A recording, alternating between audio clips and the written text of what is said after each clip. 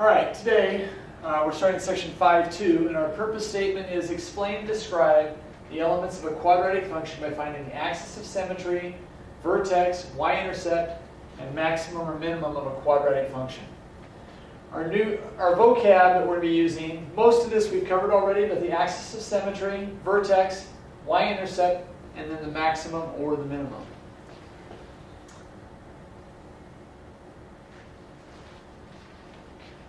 So when we take a look at a quadratic, we talked about this in 5.1. This is called vertex form.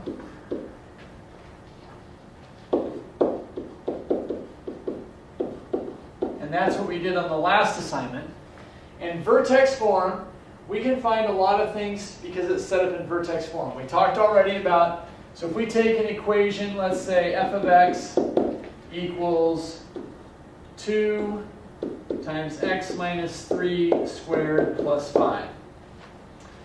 Then our vertex is hk. So remember h, we look at our form, it's a times x minus h squared plus k. So remember, if it's inside, it's horizontal, and it's the inverse of what it says. So since it says minus 3, our vertex in this case would be positive 3. And then the k is what it says, it's outside, and follows the quadratic part, and that would be 3, 5. So our vertex is 3, 5. The axis of symmetry. Now remember, an axis of symmetry, if I take a parallelogram, that axis of symmetry is that line that goes right through the center of it and splits it in half. So if I flipped it over that line, it would match up. Now remember, this point that it goes through here at the bottom is your vertex, which is hk. And if we write the equation of a vertical line, that is always x equals whatever the point of x it is. And since we know the vertex, that axis of symmetry is going to have to pass through the vertex. And so in this case, it would be x equals 3. Make sure you always put x equals because it's an equation. You just can't put that it's 3. And when I have axis of symmetry, from now on I'll abbreviate it AOS for axis of symmetry, so you don't have to write that out every time. It's easy to determine if the graph opens up or down. If a is greater than 0, the graph opens up. If a is less than 0, the graph opens down. So we would know this one opens up because a is positive. And then the maximum or minimum. Well, remember, if my graph opens up, it goes up forever. So it doesn't have a maximum value, but it does have a minimum value. And that occurs at the lowest point, at the vertex. And that's your k value, because the k value gives you the y value of the height. And so in this case, it would have a minimum. And that minimum would occur at the y-axis, or k is 5. So we found everything we need to do on this. Other things that you'll have to do, you'll have to find the y-intercept. The y-intercept takes a little bit more work when it's in this form.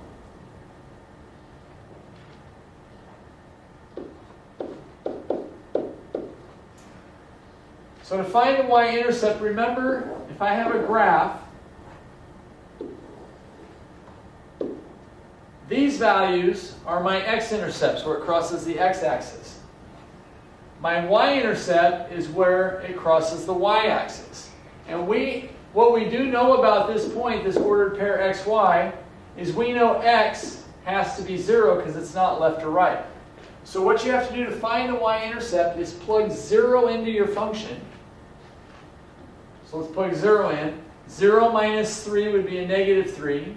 And then negative 3 squared would be 9. 2 times 9 would give me 18. Plus 5 is 23. And so my y-intercept would be at 23.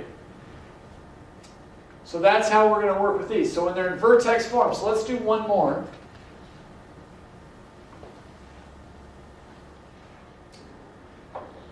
And let's do f of x equals negative 3x minus 4 squared minus 5. All right? So our vertex, opposite h, so that would be, or opposite what it says, so that would be positive 4, and then negative 5. So that's our vertex.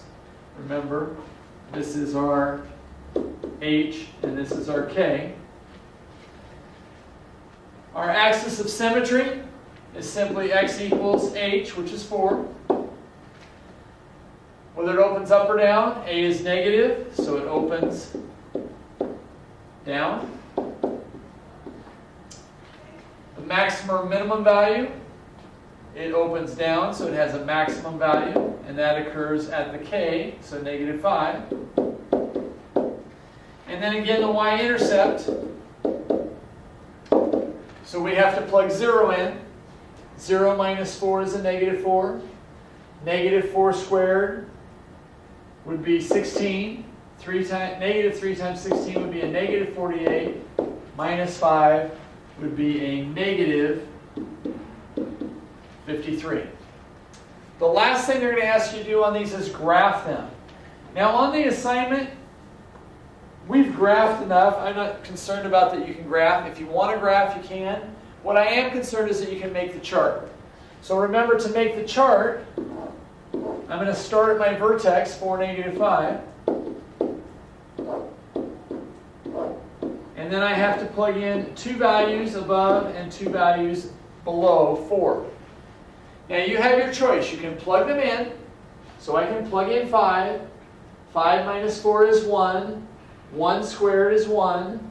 Negative 3 times 1 is negative 3. Minus 5 would be a negative 8. And remember, it's symmetrical, so that would have to be negative 8. Plug in 6. 6 minus 4 is 2. 2 squared is 4. Negative 3 times 4 is negative 12.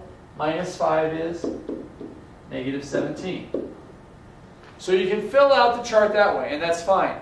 Or you can use the shortcut. Now remember, the shortcut is you take a times 1 and a times 4 from the parent function. So negative 3 times 1 is negative 3. That tells me to go down 3 from negative 5, which would give me negative 8. And then negative 3 times 4 would be negative 12. So from negative 5, I go down 12, and that would give me negative 17. And then again, those would have to match. So I don't care which method you use. You can just plug them in and work it out. It's 2 numbers you have to do. Or you can use the shortcut, whichever way you prefer. So that works if they're in vertex form. But what about if they're not in vertex form? We have another form called standard form. And standard form puts it in order from the highest power to the lowest till you get to the constant. So this is ax squared plus bx plus c.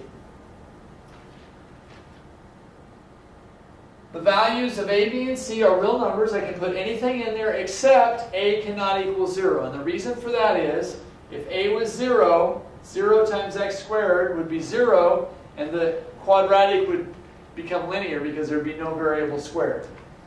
So the only exception is a cannot equal 0. Again, for the graph, it's the same as it was in vertex form. If a is greater than 0, it opens up. If a is less than 0, it opens down. We have a little bit more work to do for the axis of symmetry. We're going to use the formula x equals negative b over 2a. So let's go ahead and start a problem. So now we're going to have a function written in standard form. Let's go 3x squared minus 9x plus 5. So to find the axis of symmetry, our a is the number multiplied to x squared, so our a is 3, our b is negative 9, and our c is the constant, so 5. I would recommend for a lot of you that you write these down, a, b, and c every time so you don't make mistakes. So now I plug it in. So we're going to plug in negative b, so the opposite of what b is, since it's already a negative 9, it would become a positive 9. and 2 times 3 would be 6, and so my axis of symmetry would be 9, 6. But we should always reduce, and since 3 goes into both, it would become 3 halves. I don't care if you change it to a decimal, but remember you can only do that if it's a terminating decimal. If that was 1/3, I can't do that. I'd have to work with fractions. I actually prefer to use fractions, and I'll show you why as we go to the next part of this. So now we've found the axis of symmetry, but remember, that's our h value in vertex form. So to find the vertex, now this people get confused on. This says negative b over 2a. So we've already found that it's 3 halves. But remember, that's also our h value. Now the next part's the part that people get confused on. This says f of negative b over 2a. Well, it's just like when you fill out your chart. This is your x value. To find your y value, you plug that into the function. So this is saying, same thing as we had f of x. Our x is 3 halves. So we have to plug 3 halves back into this equation and solve for y. So if I was to plug in this, it would be 3 times 3 halves squared minus 9 times 3 halves plus 5. The reason I like to use fractions is I can square those numbers a little easier than I can if it was 1.5. A lot of us can't square 1.5 in our head, but you can square 3 halves because you just square the top and square the bottom. Oops. And so you get 9/4. Minus 9 times 3 would be 27 halves plus 5. And so this would be 3 times 9, because that's over 1. 27/4 minus 27 halves plus 5. So we have to get a common denominator, so I have to change all of these to fourths. Remember, the 5 is a whole number, so there's a 1 underneath. So that one's already in fourths. Remember, you take, what do I have to multiply 2 by to get to 4, which would be 2, so I multiply the top by 2, and I get minus 54 fourths. And then 1 to get to 4, I have to times by 4, so I times the top by 4, and we get 20. And so 27 minus 54 would be a negative 27, plus 20 would be negative 7/4. All right? The y-intercept's easy because the y-intercept is simply c. And the reason for that is, remember, the y-intercept's when you put 0 in for x. And so if I put 0 in here, it would disappear and disappear, so I just have c left. So when I put in 0 here, I get 0 minus 0 plus 5. It's always that c value. So my y-intercept is equal to 5 in this case. Now again, you will have to graph some of these.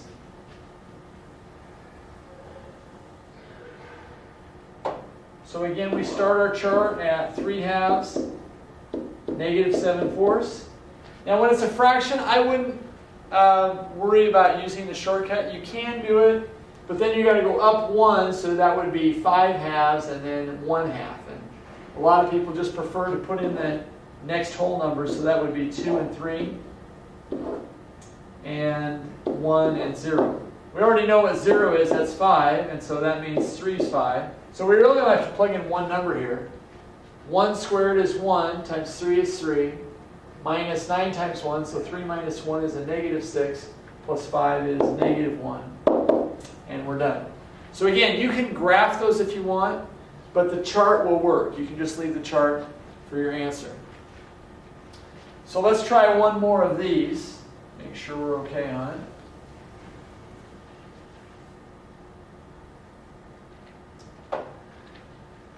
Let's do negative 2x squared plus 8x minus 7 equals our function f of x. So again, we start.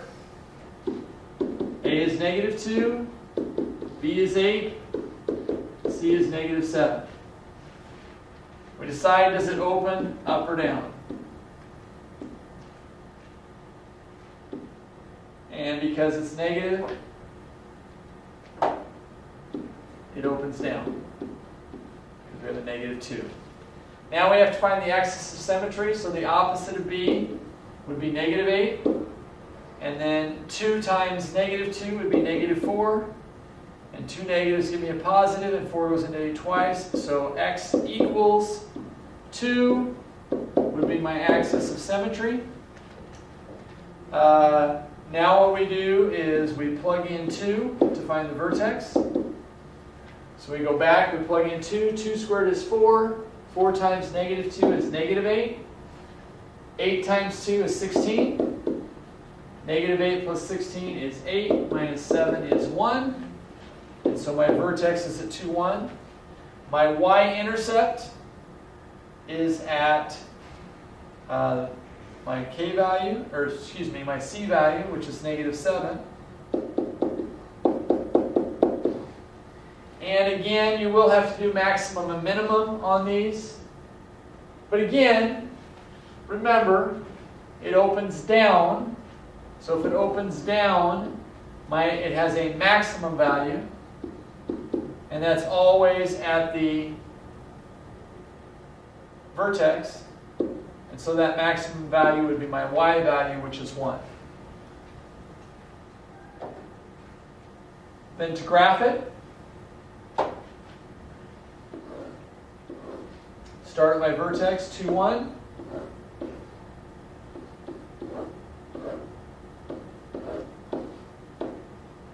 This time I'm going to use a shortcut. Negative 2 times 1 is a negative 2, so I go down 2, negative 1. And negative 2 times 4 is negative 8, so I go down 8 from 1, which would be negative 7. And it's kind of nice when you have 0 because you can check it and make sure you're right. Because remember, it's 0 is our y-intercept, and so that's at negative 7. We already knew that. The one last thing they're going to ask you to do on this assignment is they're going to ask you on some of these to list the domain and the range. Remember, your domain is your x values or your input values. Well, when I look at a parabola, it goes forever to the right and forever to the left. I can put in any number for x. It can be, I can put in 1,000,000. It's going to eventually hit the graph up there somewhere. So the domain on all of these would be all real numbers, which you'll see the book kind of use this symbol for. That's fine. Either one of these would be fine for all reals. The range, though, is a little bit different. The range, remember, is your y values. And if I said this vertex, let's say it was at 2, 7. Okay? Well, the range is, it starts at 7 and it goes up. So I would say the range for this one is y is greater than or equal to 7. When we go back to this problem that we just did, our range, since our vertex is at 2, 1, and now our graph goes down, then the range for this one would be y is less than or equal to 1 because it starts at 1 and goes down. So all your ranges on these would be either y is greater than, if the graph goes up, of your maximum or minimum value, in this case minimum, or if it went down like this one does, it starts at 1 and goes down, so y is less than or equal to 1. So you will have to do domain and range on some of the problems. That's all for the material for today. So your assignment, page 328, numbers 13 to 31, the odds.